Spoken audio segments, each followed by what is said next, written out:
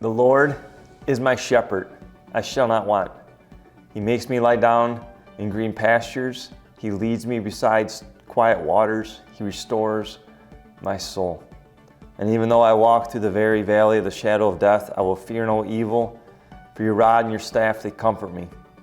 And you do prepare a table before me in the presence of my enemies. And you do anoint my head with oil, my cup overflows, and surely goodness and mercy shall follow me all the days of my life. These are words that I hold dear to my heart, that many of you hold dear to your heart. Psalm 23. Right? And the reason why we can hold these words, these truths, these promises close to our heart is because we know who the Good Shepherd is. Right? That's Jesus. And as we continue to go through the Gospel of John together, we're in John chapter 10, where Jesus proclaims himself to be the Good Shepherd. Talks about how he lays his life down for his sheep, and he did that for each of us, and how his sheep know his name, and not just his name, but his voice. His voice. Jesus, the Good Shepherd.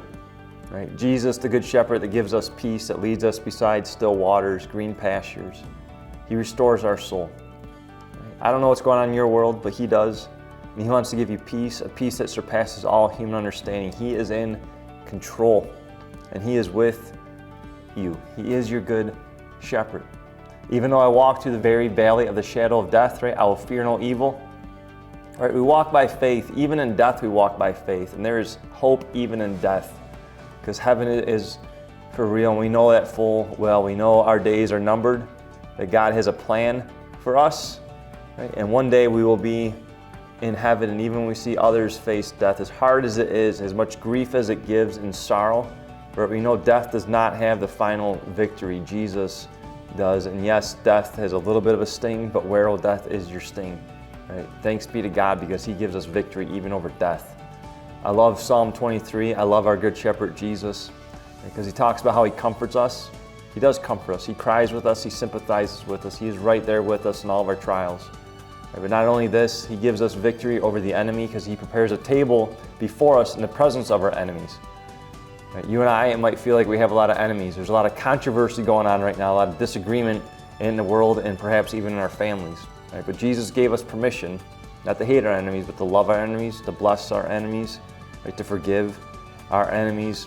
And what we know in the Psalm 23 and what Jesus taught us, right, is even in the presence of our enemies, there is victory. Right? We can rise above the circumstances, the sin that puts us as enemies of people, and the sin that puts others as our enemy. We rise above that, and there is a table of victory. There's a feast, right? Because we know Jesus overcame the true enemy, and that's not our neighbor.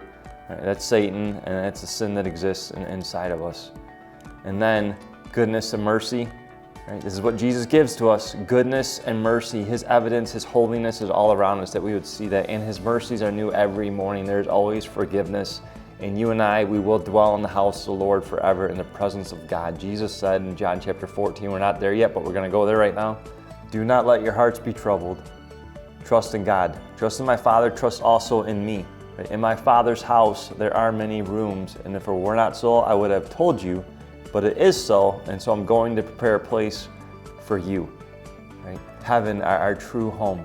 Right? Someday, not yet, but someday, and living in the truth of heaven, right? That gives us courage, that gives us peace, that gives us what Jesus, the Good Shepherd, wants to give us. It's true life, not just someday, but life here and now, because we know there's hope. We know our God is in control. He's in control, and I pray that you just receive that today. You have a Good Shepherd, and his name is Jesus.